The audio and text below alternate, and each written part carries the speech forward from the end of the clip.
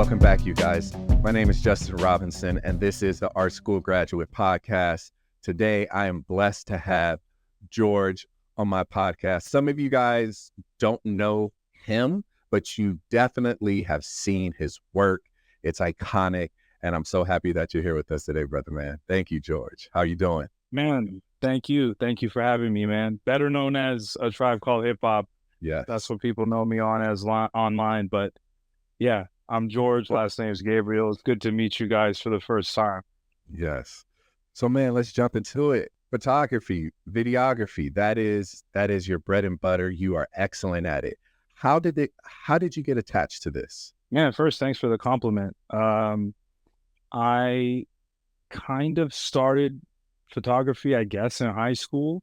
Mm-hmm. I took a high school photography class, but it really wasn't because I was like really that fascinated by photography. It was really because I took a lot of design classes, like graphic design, and I saw that you used Photoshop in the photography class. Like, go figure, right? Lightroom. Yeah. But at the time, I didn't know all that, so I was like, "Oh, okay, cool. I'm already familiar with that stuff, so it might be an easy transition or an easy A for me at that time." And that was really what it was. Mm-hmm. So that was really the first time that I had picked up like a camera, like a DSLR, right? Before that, I had like point and shoot cameras, but that was really the first time I picked up like a really serious camera. Mm-hmm. And I might have been like a sophomore or junior in high school at that time. That was like my first entry level, like introduction to photography. But man, I don't know. Should it be a long-winded answer or should it be like you looking for the whole? You give the people what you want them to know about you. This is about you. Okay, so photography, I guess fast forward a few years, like into my early college years, I started writing for a hip hop blog called The Word Is Bond. It's based in the UK. This is like the tail end of the blog era for my hip hop fans. And man, I was going to shows in LA, and what it was is they're based in the UK, The Word Is Bond, and they needed people in LA because hip hop's happening here in LA, you know, not necessarily in the UK. It's happening there, but not in the same way. Mm-hmm. And so they needed people to cover events. And there was another guy who was on the team with me who was a shooter, a photographer. And so we would go to these shows like Tag Team, and I would be interviewing the artists, and I would do write-ups like blogs about the events. And then eventually he was like, "Hey, I have an extra camera." And so that's kind of how it was born, like the concert photography, because I started realizing I have more access with a camera. And it was really that simple. I was just like such a hip hop fan and excited to be in those spaces, but having the camera let me into additional rooms. So without getting super long-winded on it, it was high school photography. And then my guy, Eric, who had handed me his extra camera to shoot some of these hip hop shows out here in LA. And that was like my real entry level photography introduction. That's good. So what do you like to shoot with? Let's talk the technical things right now. Oh man. So I am currently madly in love with the Canon EOS R. I think this thing is incredible. I've been using it for the past 4 or 5 years.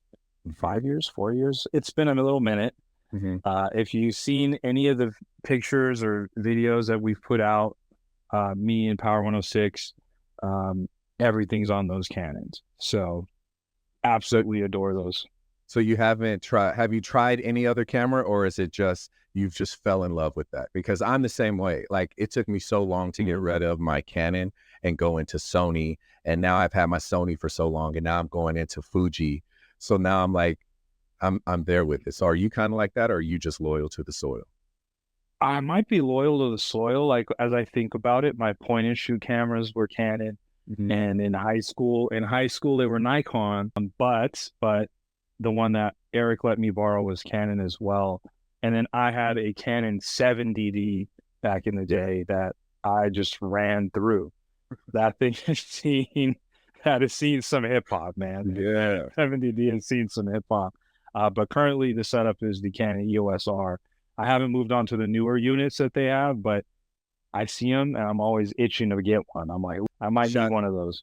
Dude, we need to shout out Canon, sponsor my boy real quick. Let him get let him get the carte blanche package to go in your studio and grab some lenses and get some bodies off of y'all real quick. That'll be phenomenal. So we're on this journey of you coming into photography and then you're going into videography. I'm curious, how did hip hop grab your attention? Okay, that's a good question. So hip hop, like I've always just been attracted to it, like since I can remember. I don't have any siblings or like, so nobody kind of like put me on. A lot of people I run into, it's like it was an older brother, an older sister that put them on. That wasn't it for me. I just was so attracted to like the rhythm and the sounds and the delivery, right? Like everything was just so dope to me. And I think it was maybe Tupac that kind of sparked that for me. Mm-hmm. It might have been like California Love or something like that. But you know, he was definitely the catalyst, and then some other artists. But hip hop was just so fascinating to me, especially just growing up and thinking about hip hop as a genre and its age. At the time, I was like, wow, like the people who started it are still alive at that time. And I was like, wow, that's so cool. Like I was so fascinated with that idea. Like it reminded me of jazz. Like there's a lot of parallels to jazz, right? But it was so crazy. I was like, wow, like these people who started it are still here. They're still walking around, and they created like this behemoth. You know, like Right. I was just so fascinated with it, and I wanted to know everything about it. And I went down a deep, deep rabbit hole of like learning about like the funky 4+1 more and the treacherous 3 and the cool Modi, like literally everything. I feel like I am such a student of this culture. But it was just falling in love with the music was the first step. Yeah, because your name says it all. A Tribe Called Hip Hop. Like a lot of people don't know the callback to what group that is. So it's just like that's pretty dope. If you're a super hip hop head, you really understand that callback. And so I'm just curious now. It's just like what is your approach to capturing these moments in hip hop? Because it's like we're gonna just go right for it. You have some very iconic photographs. Like let's start off with the Jay-Z one. That one flew. Like even if I can tell why it flew. You pinned it, and if you go underneath the comments, yo, check your DMs. Can we use? Check your DM. Like it took off, and it is such a clean aesthetic of a photograph. Like, so what is your approach to capturing this energy in hip hop? You know what? I think it starts from having like a deep reverence and like respect for the culture. Like it comes from a place of love. And like, you know, I always remember being like that little kid and just loving hip hop and, you know, being in these moments and being able to contribute to the culture and being in those spaces. Like it's never lost on me, like how cool it is. Trust me, I know like the Jay-Z thing is crazy. Right. I can't say too much about that specific day, but just being able to be in the room with him and, you know, knowing his lyrics by heart, like, oh my gosh, bro. I'm not even talking about the singles, you know, I'm not talking about like H2O or Dirt Off Your Shoulder. I'm talking about like, I'm talking about like Reasonable Doubt, Feeling It, or, you know, Brooklyn's Finest with Biggie and just the records. The 22 twos, and he says A Tribe Called Quest on that. Well, you know, I love Jay and like being in the moment with him. You know, not too many people get to be in the room with him these days. And so knowing that he was there and I had that opportunity, I was like, I gotta go crazy. And I think what I walked away with was an image that was just, I think it caught a lot of people off guard because you don't usually see him smiling. Or laughing. No, you don't. And I think that's what it was, especially at that time. You know, you don't really see a lot of images go like super viral anymore. It's always video, you know, but I think that particular image was really striking because, you know, I caught him sort of in a candid moment. You really did. I can't really say what he was laughing about or like what it was.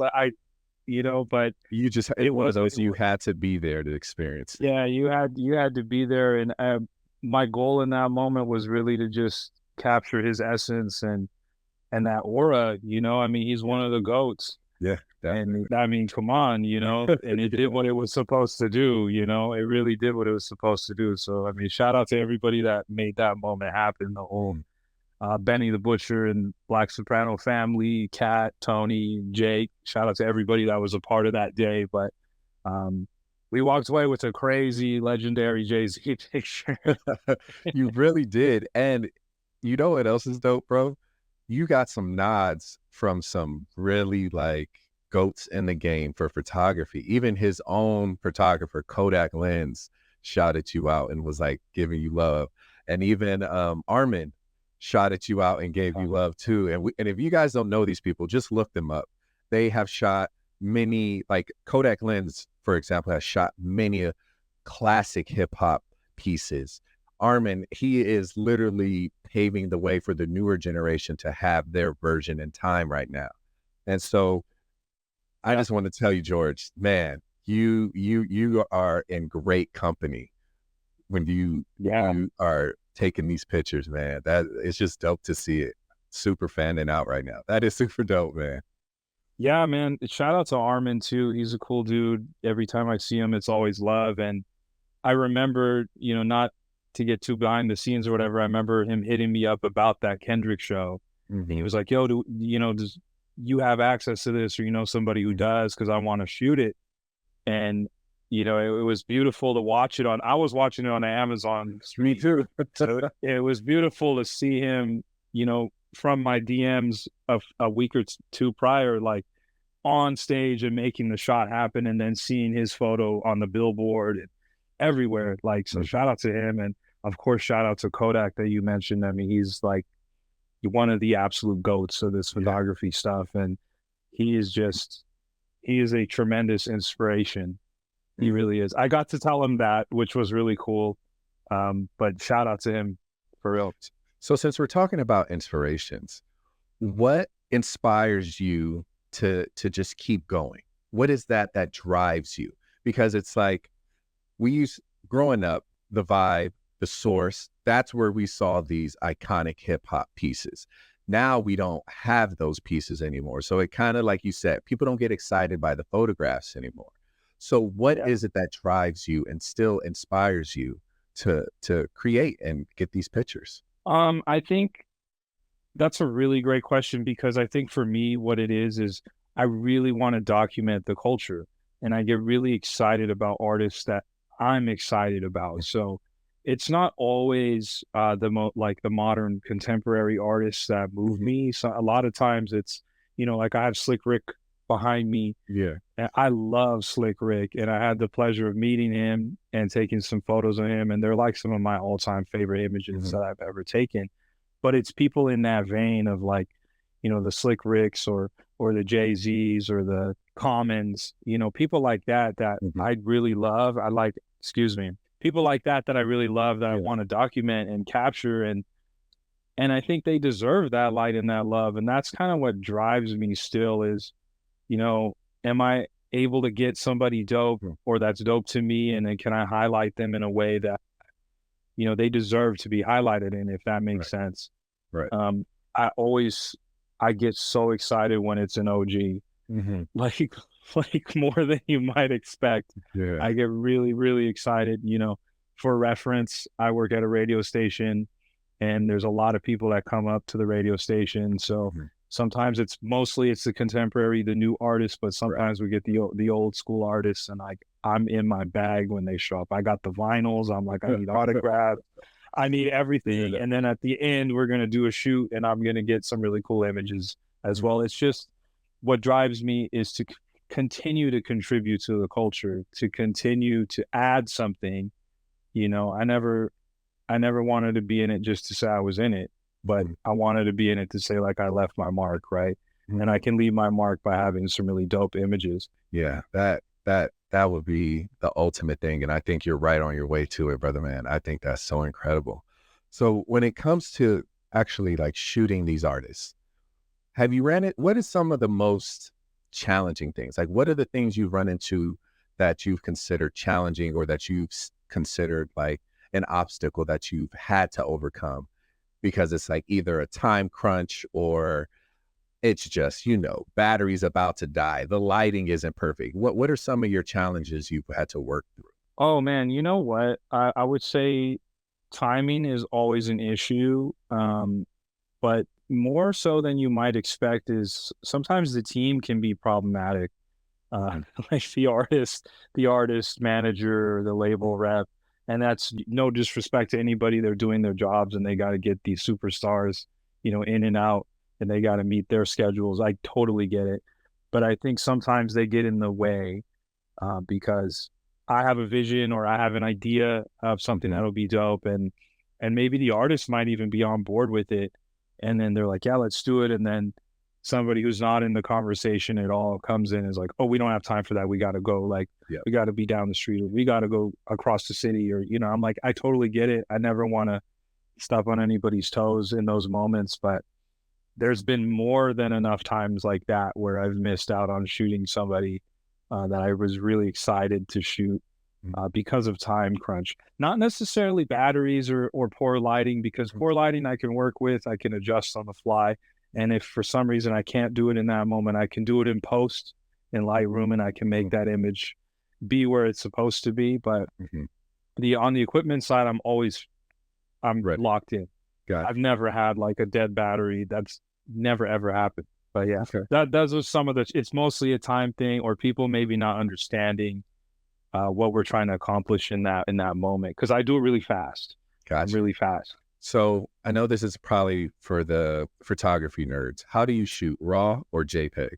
Oh, raw every time.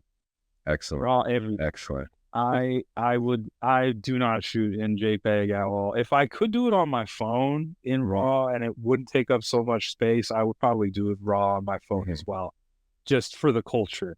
Well, yeah. Yeah, yeah, yeah. 100%. Uh, Oh, so if you're a photographer, I'm a photographer, you're a photographer, we understand that this process of capturing these photographs is a very like intimate. Sometimes they're intimate because sometimes you're depending on the type of lens you has, your focal point, all that. It's a bunch of stuff. So how do you build this trust with the artist you're working with so that they allow you into their space? Because we know most artists have egos, most artists are very private, some are very flamboyant, but it's like for them to allow you into this intimate, close space, it kind of allows them to be vulnerable. So how do you build that mhm. trust with them? I think that's really interesting that you say that, because if you look at some of the portraits that I take, you'll notice that they're very up close. Hmm. Almost all of them, I like to be like kind of in this bounding box, like Hmm. very up close. I like people to see the details in their face. And so occasionally there is pushback from them because like, whoa, it was kind of too close. But usually how I navigate those moments are because it's a process like getting to that point, right? Hmm. And then I think more often than not, I think if they have a wall up, Hmm. it comes down because I start talking to them about d- I'm like, why did you change your inflection on this verse, or that double entendre you did right there was crazy, or Right. the B side of this record that you released in 1992 is insane, because then they're like, oh wow, like you're a fan, Hmm. like, and really like my work like intimately, and Right. all of the intricacies about it. And so usually what ends up happening is, as if you're an artist, you're kind of a nerd about your craft. Right. And Right. so, We are. yeah. So when you meet someone else who understands you and sees you, Hmm. that wall kind of comes down, and it's like, oh yeah, man, whatever you want to do, let's do it. Yeah. What pose do you think would be fly, or what do you think would be dope? And honestly, I had that exact situation with Slick Rick Hmm. a couple years ago, where I was just fanning out, and he was just, after the fact, he was so cool to be like, yeah, whatever you want to do, whatever photos you want to do, I'm down to do it all. Yeah. So usually that's what it is. And if I don't have that, um, let's say that personal interaction with them, Mhm. what's easy for me to do is pull up some photos on my Instagram, something I've Mhm. taken as a reference point. I'd be like, yo, I kind of want to do this with you. I think you would be dope like this. And usually they get it and they're like, yeah, let's do it. It's, if you can't get that connection, show them what you want to do. And they're like, yeah, let's do it. That's interesting.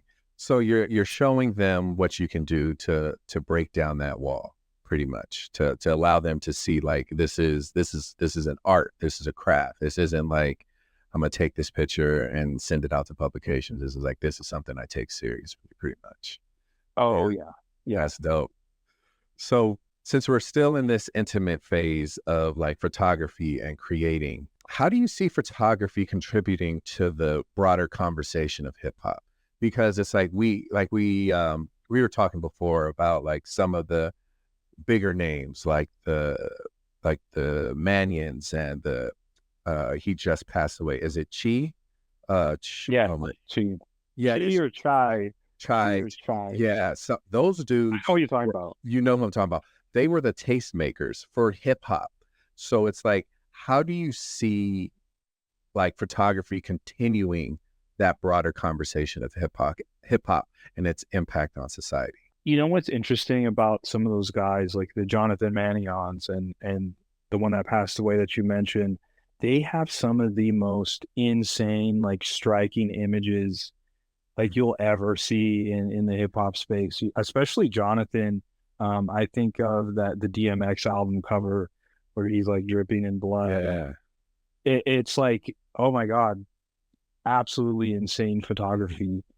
And so I think today what's different is versus to back in the day, I think back in the day there weren't as many photographers. And if they were, they may not have been so many that were trusted to be in those spaces. I think now what you have is just everybody can take photos with their phone or videos with their phone. But then you have people who really want to explore the craft and they get serious and they get a DSLR and they enter these spaces and they're contributing like every day. Like right now we're having this conversation and there's 100 photographers across the world that are taking dope photos right now. Right. And they're all going to post it up. And I still think that striking images matter and striking images will capture your attention and they will do what they're supposed to do. Yep. But it certainly is kind of oversaturated in a way as well, which is another conversation in itself for sure. But I think it's still documenting hip hop culture, like live in the moment. And sometimes, you never know what you're going to get. And you might be at a show, you might be at a festival, you might be in a studio session, you might just be randomly in the street. You never know who's going to pop up and what that moment might look like. And if you're ready to capture it, you might walk away with like a huge W. You're right. You never know. You never know, especially if you're like in LA or in New York, somewhere where there's like a lot of activity happening at all times. Mm-hmm. Yes.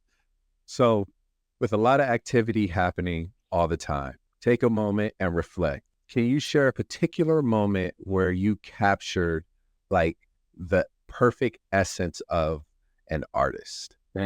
Okay. That's a good one. Because I know you have so many that you photographed, but the perfect essence of that artist. One of my favorite images is of Common, and he has the Palo Santo and it's on fire, and he's showing it to the lens. Yeah. And I don't know, how recently he started doing that, but in that moment in time, he had the Palo Santo everywhere with him. And he came up and he had done a freestyle with us that was absolutely insane. But entering the room, he lit it up. And then after we did the content, he did that and he lit it up again. And he's just kind of walking around and I don't know, like just vibing with it. And so I knew the moment I saw him do that I needed a shot of him lighting it on fire. Yeah. Like I just knew it like right away. And Common is one of my favorite MCs, like period. So like any day of the week, he might be my favorite of all time, might be number 2, but he is up there. And so it was just like tremendous honor to get to shoot him like that. And for him to follow my vision of like lighting it up, because he might've been like, oh, come on, man. Like I could just take a regular picture. That's kind of weird or whatever. He was super into it. But again, it was going back to having really in-depth conversations with him, and Mm-hmm. him seeing that I really understood his music and I really love and have a deep reverence for his art. Mm-hmm. And what was really great about that is he took those images and he posted them himself on his page.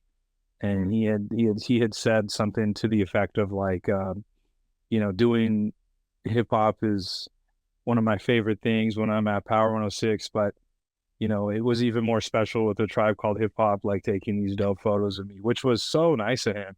I Yeah. didn't expect him to do that, and him being one of my all-time favorite artists was just made that even more insane to me. Yeah. Um, Another one that's striking to me is Nipsey Hussle in the Power 106 studios. There's an image I have.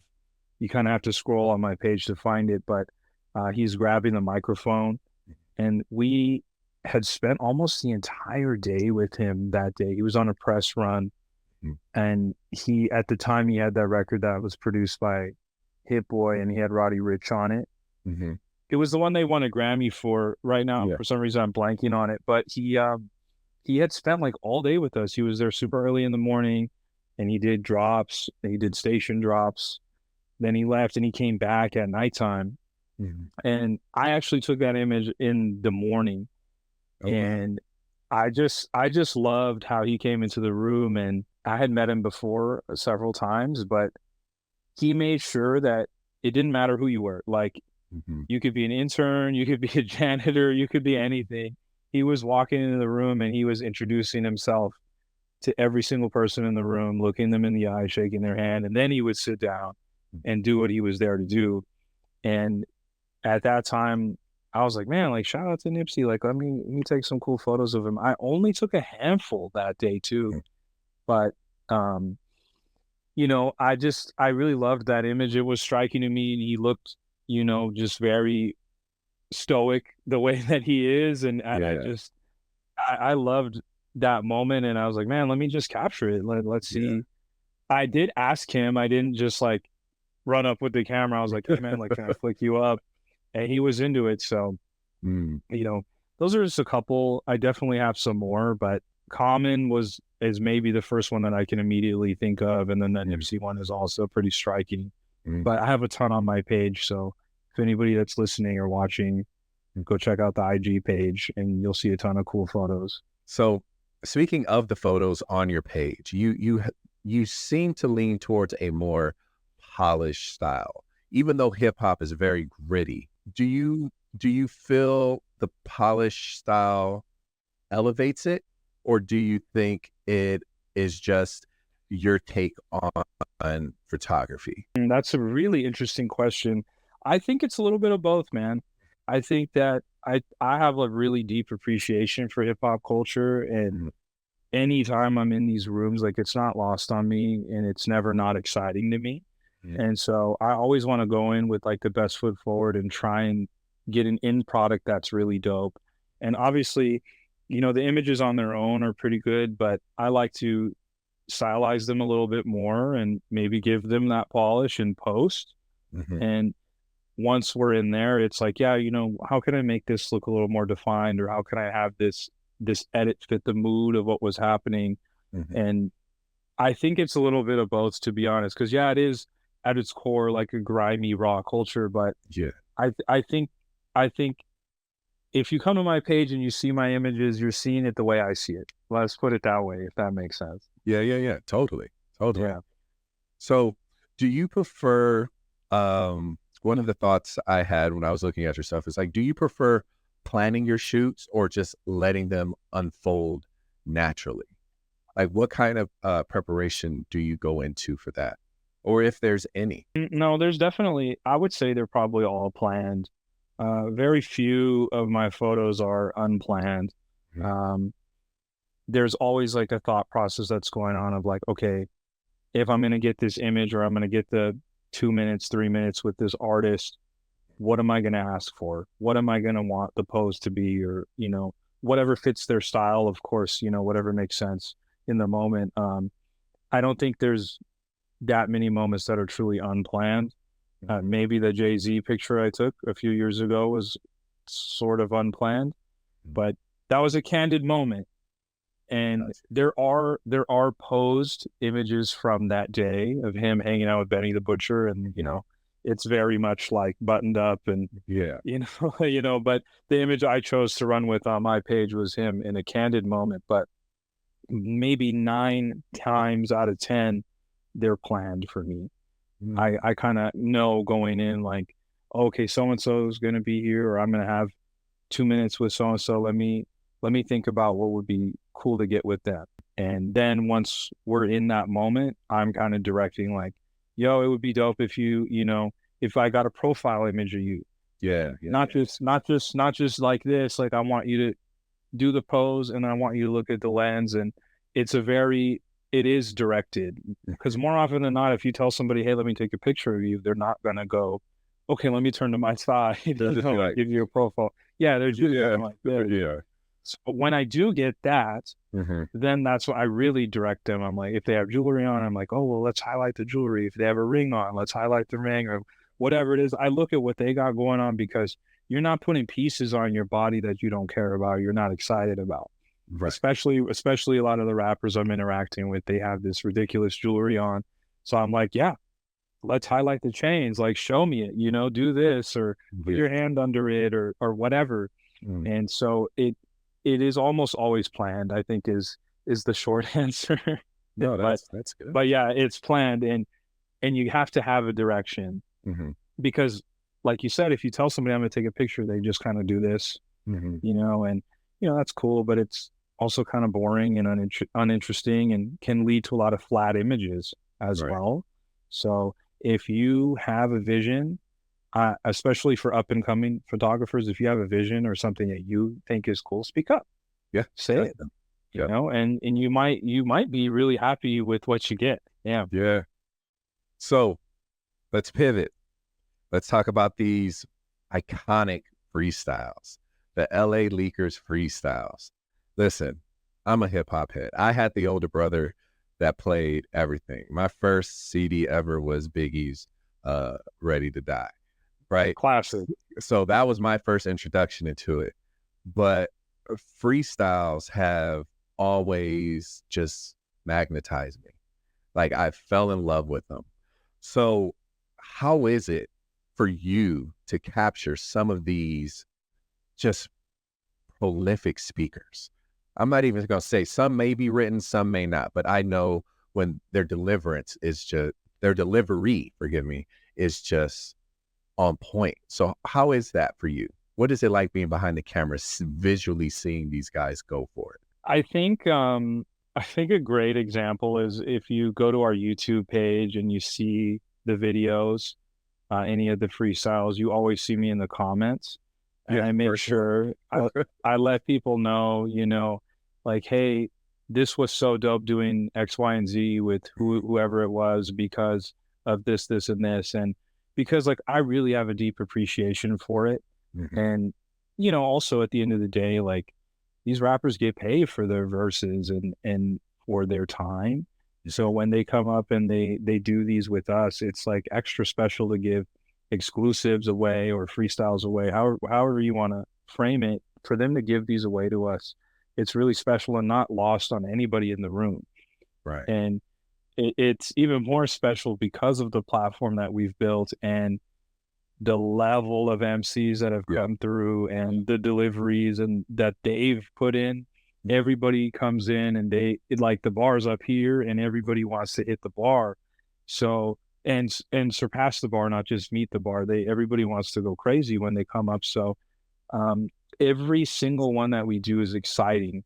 As unbelievable as that might sound, like, every single one is exciting and it feels fresh and new every time.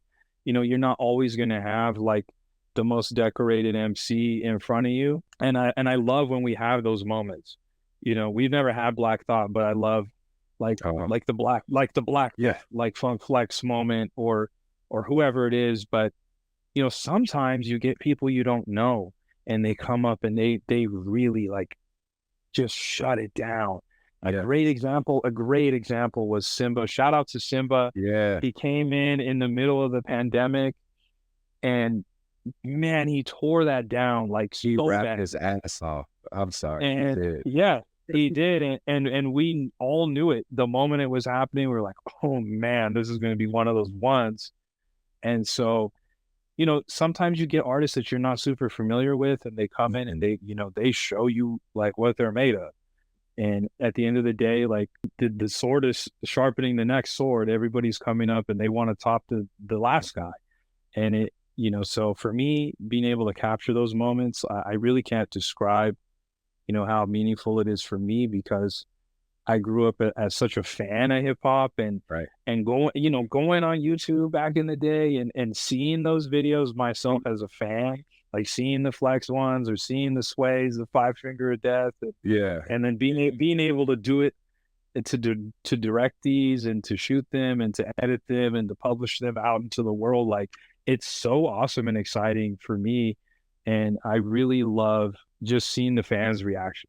Mm. Like that's always my favorite. The people that do the reaction videos, like Oh, we yeah. see all of it. Like shout out to everybody who's ever watched anything that we've done and then they have a reaction video, or even if you just shared it with a friend or you commented, like shout out to everybody because like we do it because we love it Mm-hmm. and we do it for the people that love it. Right. So yeah, man. I mean that try not to give you a super long-winded answer, but No, we love it. You know, we really love it. I just say those are so exciting for me because it's just, I love the wordplay. I think that's what captivates me. And I love storytelling. Like Nas, favorite artist to me, probably number one for me, his storytelling is what captivates me. So when these dudes go, I'm like, oh, they're We got Nas right behind me. yeah, there he is. Yeah. But man, just like hearing how they deliver and the way they put a story together, it is captivating. So I'm gonna put you in a tight spot. What's your top 5 freestyles? I have most. Okay. What are yours? Okay. You go first, and then we'll see where we align. I have some in mind too, but I'm always more interested to hear what other people like. So mine was almost like a top 10, but I'll give you the 5 I picked. Big Crit. Okay. I love his cadence and his storytelling. Sci-Hi the Prince, we already know why. Dude just goes off. He was, what did he say? Listen in silence. It's the same word. I was like, oh my, and then my smart self, I was like, let me spell silent. Look at that. It's in there. Like that to me was just intriguing. West Side Boogie, that's storytelling. Phenomenal. Yeah. When he came up there and switched it up for the superheroes, oh yeah. I was like, yeah. Even his earlier ones, he was like, who's gonna be in your I think he said, who's gonna be in your top 5 MC is me, and me. Like I was just like, dude, he's going. Simba, you said him, we talked about him, but then Ray Vaughn.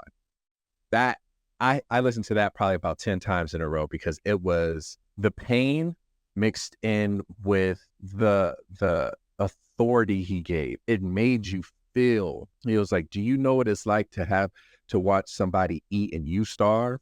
Like, do you know, like that is something that you can't mimic, you can't imitate. So I was just like, those to me were like phenomenal. And some, like the one honorable mention I would give, Daylight. Wild boy, but he can go. Yeah. Daylight can go. Yeah. Oh man, you need like that was like a dissertation when Daylight was going wild. Mm-hmm. That was a very special night. Yeah. Man, okay. So for me, in no order, I'm assuming the ones you gave me were in no particular order. No particular order. For me, I'm gonna have to say Common. A, because he's like my favorite MC ever, but also we did 2 freestyles with him, and in the first one, it's the second one that's like the dopest one. But the first one, he says my name in it, which is so crazy to me. Like that was really insane. He says my name. Yeah, go after this, go back and watch it, and you'll see. He's like, after this, go back and you'll see. He says like something through the portal. George knows. And he says like my name, and he looks at me too when he says it, which was so crazy. But at the end of the freestyle too, we're handing him out CDs. They were from my personal collection of his catalog of music, and he's incorporating all the album titles into the freestyle. So that was just that was just insane for me. But both of his freestyles I'm going to cheat and use them as one. The second one is going to be the J. Cole one. I mean, for obvious reasons, he went ballistic. Yeah. It speaks for itself.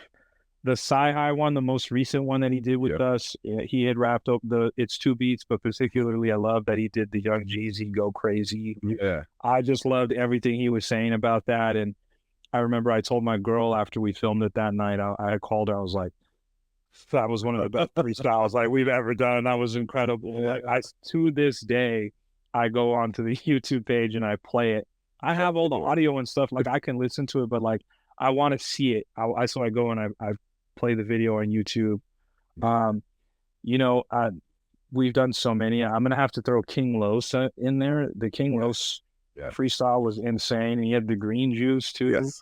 He had like the smoothie he was drinking in between. He's like taking it to absolutely outer space. Yeah. And then most recently we put out at the time of this recording, we put out Blue in Exile. And for me, I remember when I first discovered Blue, and at Blue in Exile, when they put out the Below the Heavens album in 2007, that was a kind of a bad time for hip hop. And they put out this album where I was like, oh my God, what is this? It had all the feelings of a classic, and it felt special, and all of the right elements were together for such a dope moment. And it was crazy to have like a full circle moment years later where we got to bring them in and have him showcase his abilities. If you haven't seen it, check it out. He raps over like 6 beats, all hip hop classics like Big L, Fat Joe, The Enemy. He's going in. So for the people who love bars, the people who love spitters, like that Blue one is up there for me, just personally because I love him. I think honorable mention, I'm gonna have to give it up to Big Sean, just because of how he was so meticulous that night. You know, like, oh man, like I want it to sound and to look like this, and X, Y, and Z has to be this, and this, and he just knocked that freestyle out of the park, rapped over like 4 different beats, and Hit Boy was in the building, and shout out to Hit Boy. And then also another honorable mention was the Migos. Yeah. The Migos one was so crazy because I never thought like we would have the Migos on the platform. Not because we couldn't, but I never thought it would happen. And man, they came in and they showed you why they're so special and what their chemistry was all about. Like that brotherhood, like they were just bouncing off each other. Like if you see the video, just imagine being in the room and seeing them. Like they were really like vibe. You know, they were going for it. They were in a pocket, and it was so cool to see them all like bouncing off each other. And obviously they've grown up together, they're family members, and you cannot fake that. No. You know, you either have that or you don't. And that's a really special one because you get to see that on display. And it's different than like hearing their songs or like watching a music video. Like they were really like in their zone on that one. And that was a special one. We've had so many special ones, like the whole episode could be about that. So I don't want to detract too much from it, but no, we can talk about it, man. We can definitely. I'm here for you. As long as you want to talk, I'm here. Man, another one, since we're just talking about these freestyles, let's Vince Staples. Vince is dope. Vince is dope. Did you see the most recent one we put out? He rapped for like 8 or 9 minutes straight. Something like it was. Yeah, he rapped over the Nas's Like beat for like 8 or 9 minutes straight. It's insane. Is that up? Yeah. We put that up maybe a year ago, maybe a year and a half ago. I have to check for that one. But Vince, he had one. He was Vince has been with us 3 or 4 times. So there's a lot of Vince freestyles. I can't think of it, but he said the part where he was saying that he said, so we kill so and so for no reason. We glorify. He said we demonize the shooter. We glorify this person, we demonize that person, so we kill so and so for no reason. Like that ending where he just stopped and was like, I was like, ooh, he's trying to get you to. He did it 3 times. Like he's trying to get you to like hear what I'm saying. I'm not playing with y'all. Like he was another one. That was a good one. Who was the other one? Oh, Freddie Gibbs, when he had his son up there. That was dope. And his son looked like Yeah, I've been in the studio before. I've heard some of these. Like he didn't cry, he didn't move. He seemed so excited, but Freddie went off. That was another one. And then Jadakiss, when you heard that, I was like, oh, it's about to happen. It's about to happen. Oh, because Jada can go, dude. Let me tell you about Jadakiss. He had just come off a flight that night, and he was super jet lagged, and he was like, we did an interview, and he was like tired, visibly tired. And then I think he had asked for like some espresso or something, and like I don't think we had it. There was something going on, and so we did the interview, and he was like, just, he was tanking. Like he was just obviously exhausted. And then we were like, oh, we had to do the freestyle. And he was like, oh, okay. We put the headphones on, he took a deep breath and just flew. Like you would never have imagined. Really? You would never, and if you watch it, you would never guess that he was ready to fall asleep, man. So that was just like some serious like hip hop lore, like seeing, like, obviously I love Jadakiss, and him coming up and doing that and performing it that way when he was so visibly tired was like insane. Yep. And also the Freddie Gibbs one, little behind the scenes, is he had his baby with him, and we did an interview first. And in the interview, the baby was not with him. The baby's was in the stroller, and they chilling, all good. But then for some reason, when it was time to do the freestyle, his son just started wilding out. He was crying, and we were like, oh no, yeah, we were like, oh no, like, okay, well, your dad first, you got to take care of it. And he was like, no, don't worry about it. I'll just put him on my lap. And it wasn't planned like, it really wasn't planned like that. He's like, I'm a dad, I'm a super dad, and I'm a rapper at the same time. Let's do it. Let's go. And it turned into this like super viral moment, because you would never expect to see a baby in somebody's lap, and they were rapping like that. And the baby's face is, he's just so like, yeah, I've heard it. Yeah, my dad's a super rapper. Yeah. That was legendary, man. Oh my goodness. And then talk about the J. Cole one. I heard that was a very interesting get from him. If you can share that story, how about that J. Cole? Oh man, this one I don't think we can put out.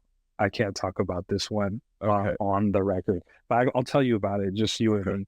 So the reason is because I feel like down the line they might do like a documentary or something, and they're gonna want to talk to us. So we don't want to put it all out there. But for you, just give us a taste. I don't want you to get a whole thing. Just give us a taste. Well, he wanted to rap. And it was as simple as that. He wanted to rap, and he wanted to be a part of the series. And I think I know he said this out loud. He had seen the other videos that we had put out, and he really loved the feel of it and how direct it was. Like you watch it and you see the box, and like, you see the logos, and it's serious. We don't play any games. It's all about the bars. And I think he was in a headspace of like, I want to get back to the bars. I want to get back to rapping. I want to get back to the things that made me fall in love with it. Because Cole is a head. Like, there's no question he's a hip hop head.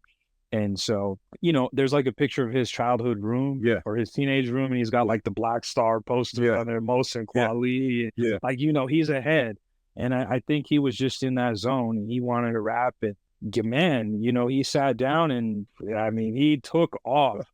That 93 Till Infinity beat is so classic, and he sounded incredible over it. And I mean, obviously, what he did is what he did, and we knew we had something special, and we kind of broke the internet with that one.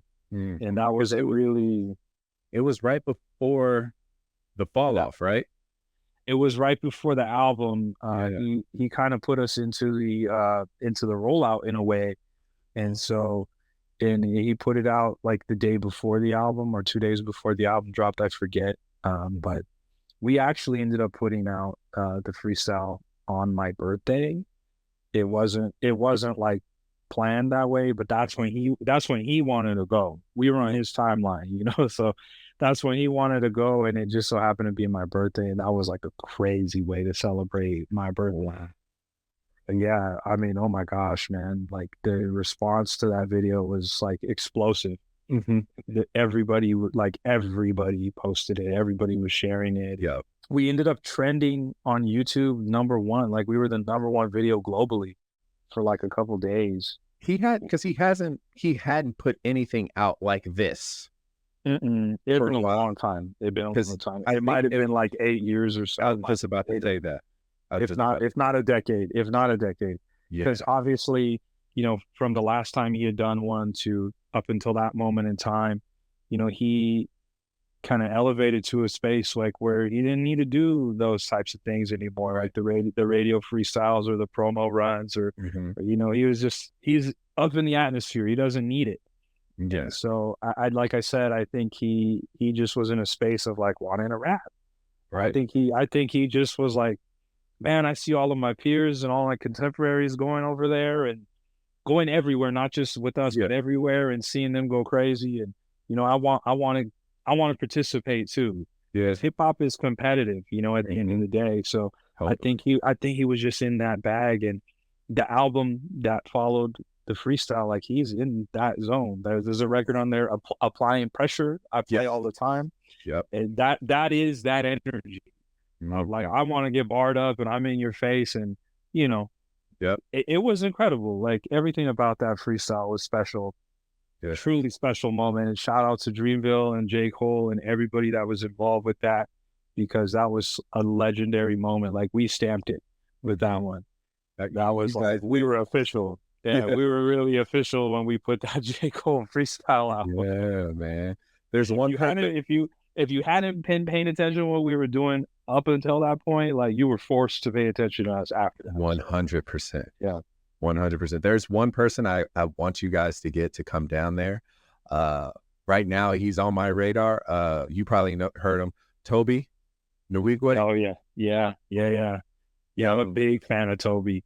Toby puts out really thoughtful bodies of work and really thoughtful music. Like you can tell, like when you hear it, it's like we're not just putting this out because it's something we want to put out. It's something that has a lot of thought behind it, and a lot of love went into the lyrics and the production, and it's just I know he would do a killer freestyle. Man, I know that.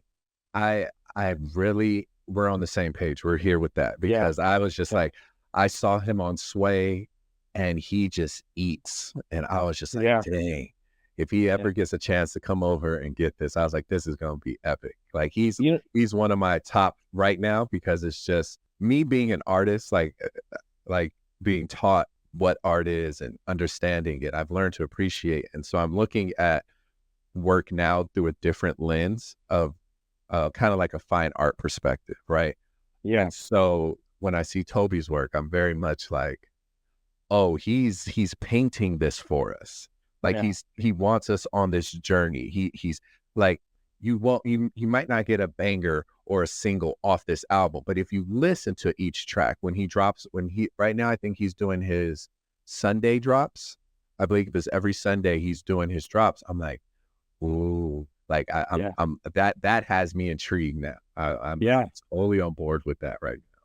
Yeah, no, I love that you said that about like fine art, because I was just having a conversation about that actually, just about being really intentional about the things that you're doing and hoping it's received with that intention that you put into it, and hoping it's received the way that you put all this effort into it. I love when people go above and beyond to like put the little extra details in what they're doing, because that stuff is like what I nerd out about the most. One of the freestyles I personally really wanted to see for the longest time with us was Rhapsody, and we got her earlier this year. And that was just everything, bro. She killed it. Shout out to Rhapsody. Yeah. And her new album, Please Don't Cry. If you haven't heard it, she's one of those people where the detail is, everything is immaculate. Yeah. You know what's the funniest thing?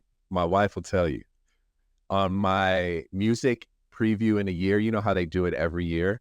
For 2 years, Rhapsody was like my #1 played song for 2 years. And I was it just excited me. Like her raps excited me.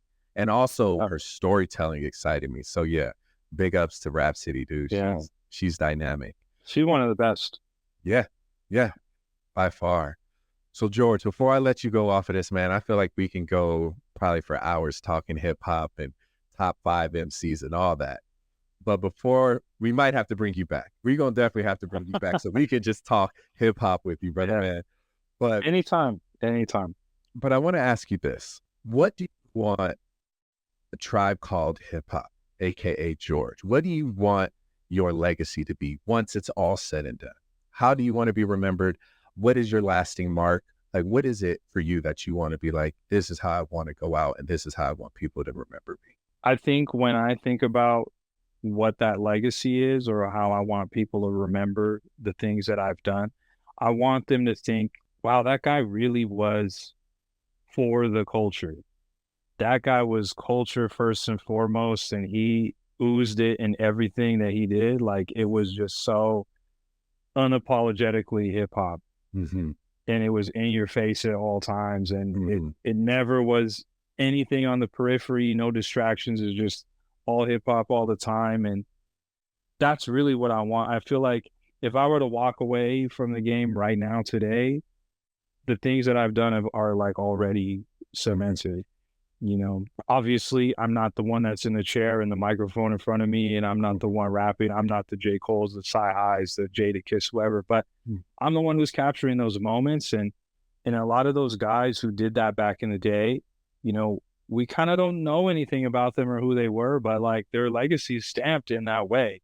Every time you go watch one of those OG freestyles, or you see a really legendary image of like a DMX or a Rakim or whoever it is, you like whoever captured that moment in time, like they're stamped forever.